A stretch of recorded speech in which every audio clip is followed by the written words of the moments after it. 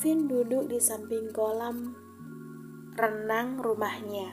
Sesekali tangan kekarnya menegak minuman kaleng. Pikirannya melayang ke kejadian siang tadi. Kelvin menarik nafas panjang. Pantas saja, Liora seperti menghindari pembahasan tentang anak yang dimaksudnya. Kelvin memang tadi mendengar perkataan Vino. Dia yang saat itu sengaja menyuruh Liora untuk membuat kopi, bermaksud memberikan kejutan, tapi malah disuguhi pemandangan Liora bersama Vino. Awalnya dia memang kesal, tapi setelah mendengar perkataan Vino, cemburunya luntur, berganti perasaan tidak tega pada Liora. Gadis itu pasti menyimpan luka itu sendirian.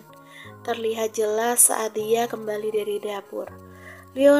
Meski Liora berusaha menyembunyikannya, tapi Kelvin yakin Liora sedang terguncang. Karena itu pula dia memilih diam dan pura-pura tidak tahu.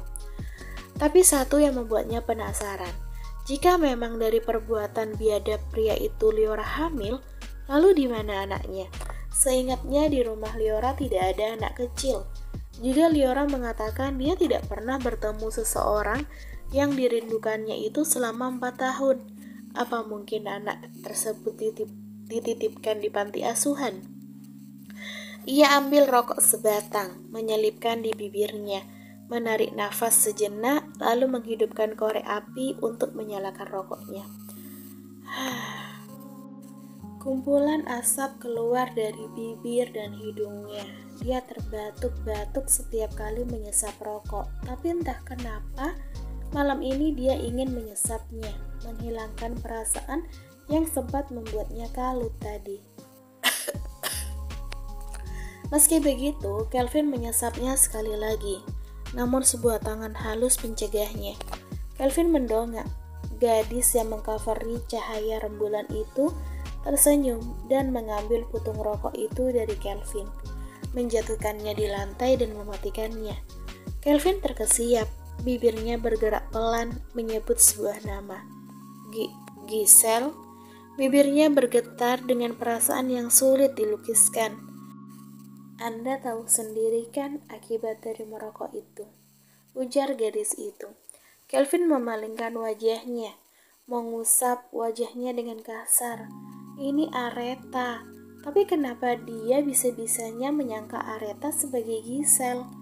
Maaf lancang, tadi saya kebetulan melihat Tuan sedang merokok dan terbatuk-batuk. Jadi saya kira Anda bisa sakit nantinya. Jelas Aretha. Sudut bibirnya tertarik, tidak ketara. Melihat ekspresi terkejut Kelvin tadi saja cukup untuk membuktikan sesuatu. Pria itu belum melupakan wanita itu. Makasih Tah, memang benar.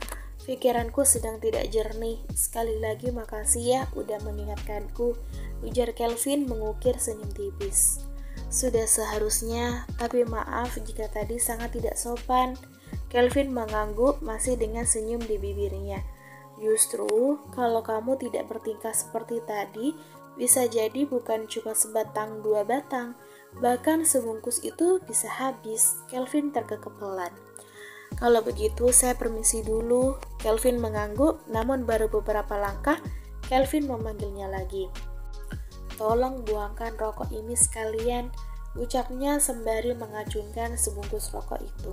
Aretha meraihnya dan melanjutkan langkahnya. Tinggallah Kelvin sendiri. Dia pandangi pantulan rembulan di permukaan kolam. Bayang wanita itu muncul setiap kali dia melihat Aretha. Itu juga salah satu alasannya dia menerima Aretha tanpa tes terlebih dahulu. Selintas wajah Aretha mirip dengan wanita yang sudah berpulang ke Tuhannya itu. Ya, Giselle telah tiada akibat perselisihannya dengan Andre. Hal itu juga yang menimbulkan perasaan bersalah hingga kini. Rasa bersalah dan sakit yang menjadi satu. Apalagi akhir-akhir ini sikap Aretha makin mirip dengan tingkah Giselle, membuat rindunya semakin menggebu. Meski ada rasa sakit di ulu hatinya karena perasaan bersalah tadi. Kelvin melamun hingga tidak sadar derap langkah kaki pelan menghampirinya. Ia terjingkat saat sebuah tangan menyentuh pundaknya dengan lembut. "Ah, kamu sayang, aku kira siapa?"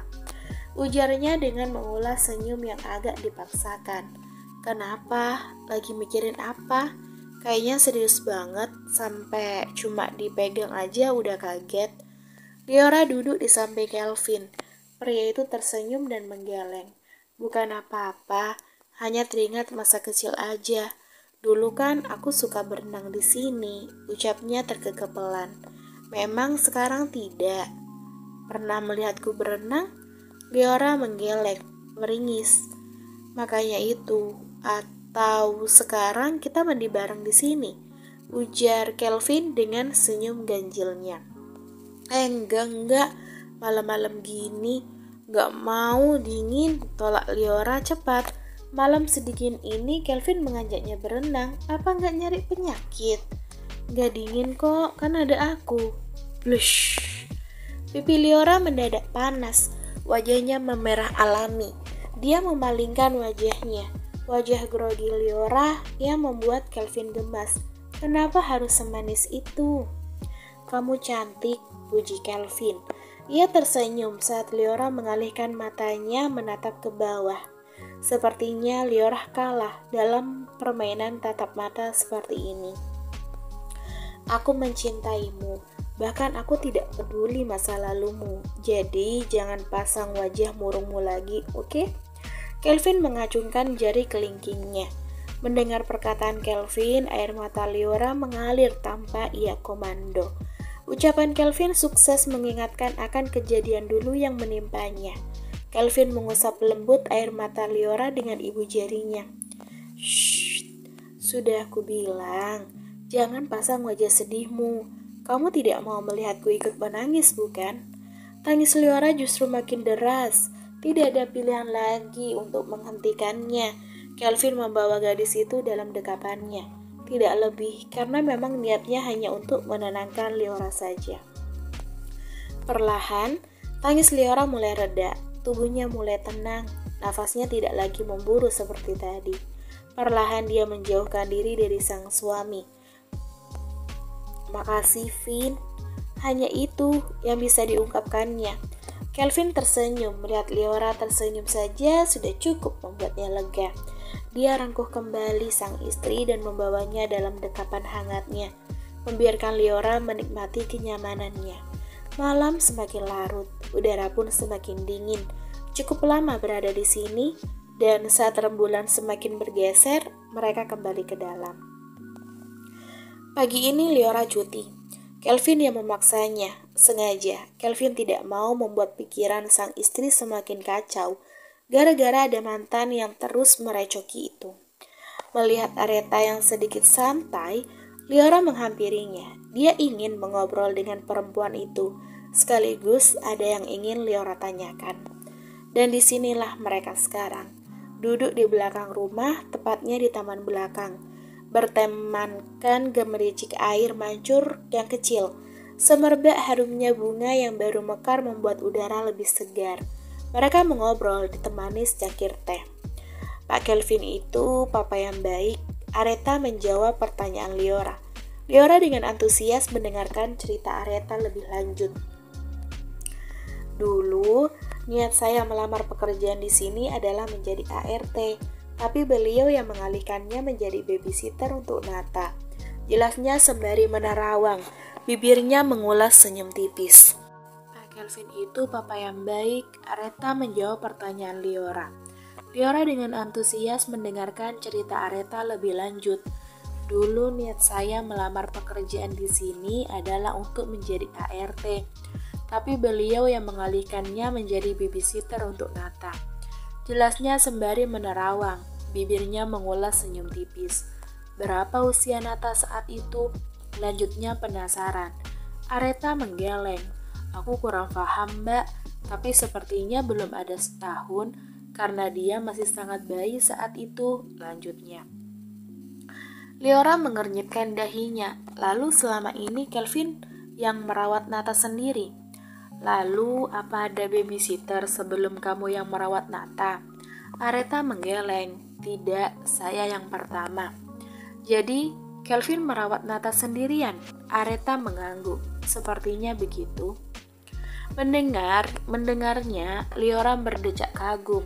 Bagaimana bisa pria dari kalangan orang berada yang bisa jadi masih suka manja itu dan baru berusia 22 merawat bayi tanpa bantuan istri di sampingnya. Dan pastinya saat itu Kelvin sedang kuliah. Apakah dia tidak merasa repot? Hanya kini yang jadi pertanyaan terpentingnya adalah siapa mamanya Nata? Aretha lagi-lagi menggeleng. Dia tidak tahu.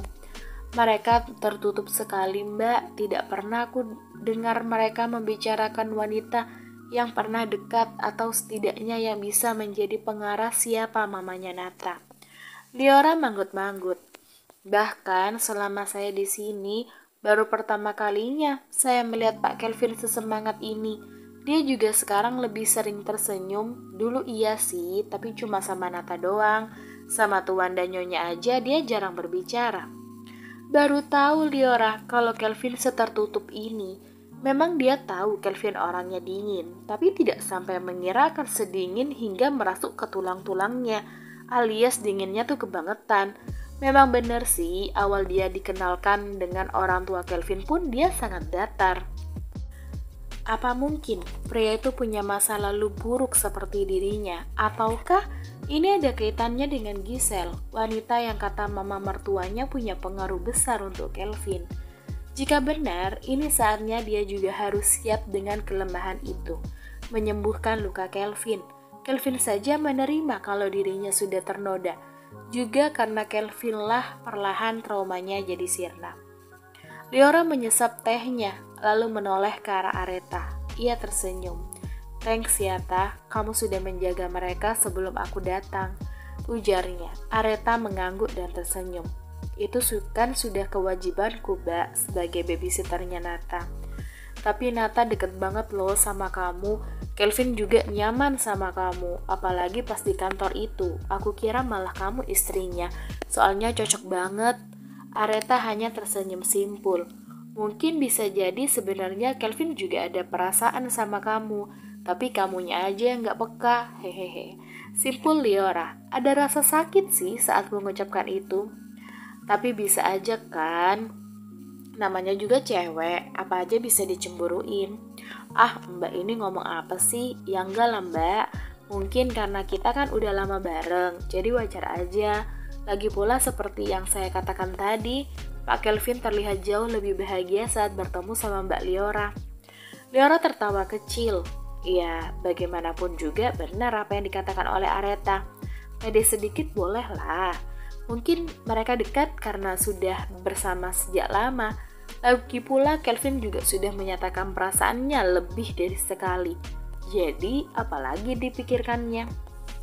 Hanya aku pernah mendengar mereka menyebutkan nama wanita yang sepertinya punya masa lalu penting, Mbak.